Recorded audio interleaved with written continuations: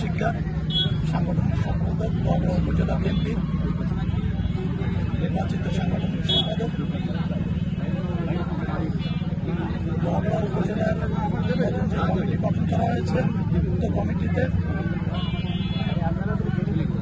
আওয়ামী দোসরদের অর্ধাংশকে পুনর্বাসন করা হয়েছে এবং বিভিন্ন উপঢৌকনের মাধ্যমে এই কমিটি দেওয়া হয়েছে। আমি এই কমিটি সংশোধন কামনা করেছি।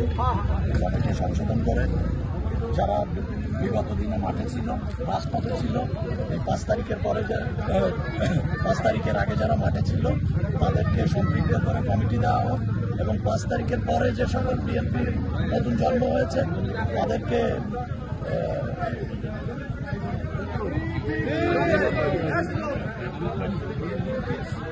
বাদ দেওয়া হোক, তাদেরকে বাদ দিয়ে ত্যাগী নেতাদের সম্পৃক্ত করা হোক, এই আহ্বান রেখে আমি